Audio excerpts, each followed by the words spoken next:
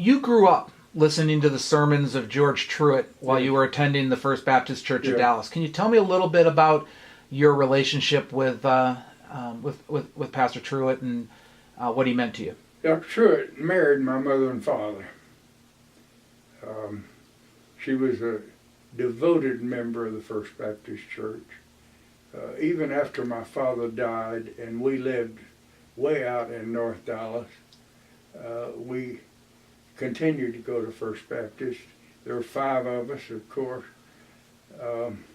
And because we didn't have the money to ride public transportation, we didn't have an automobile, we had to walk.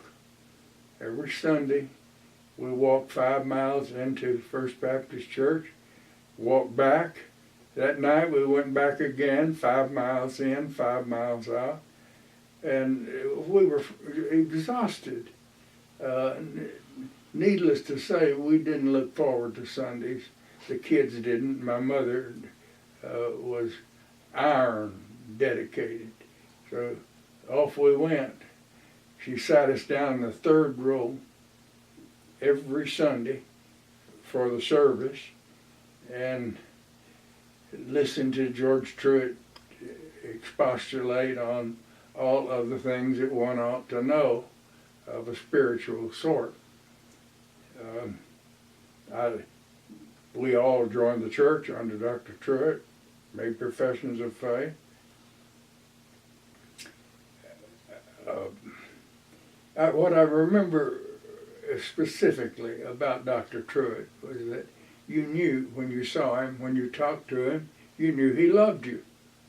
I didn't really understand the depth of love, but I knew the feeling of love when I talked to that man.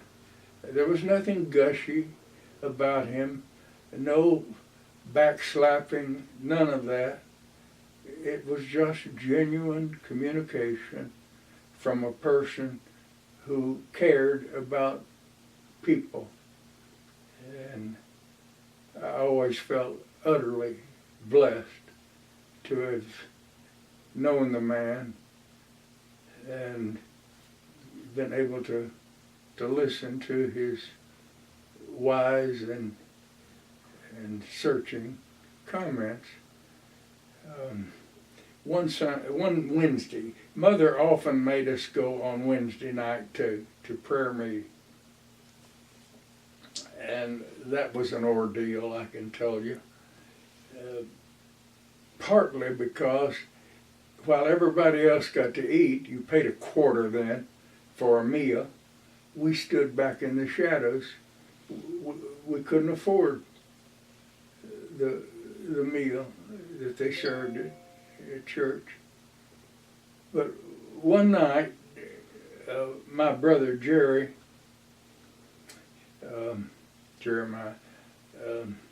said, James, we'll get to eat tonight. And I said, why?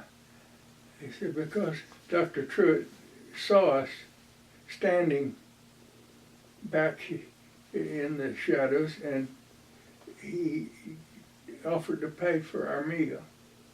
It was one of the great meals I remember because we got to sit with people we never had gotten to sit with before.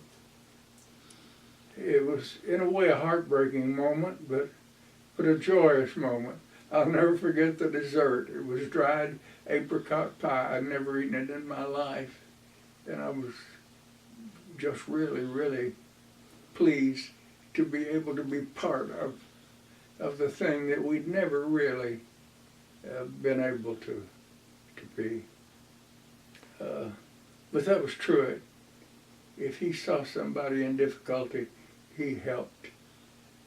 It was a little thing, but it was such that my family blessed him until he died in 1944. I still bless him. I will till the day I die.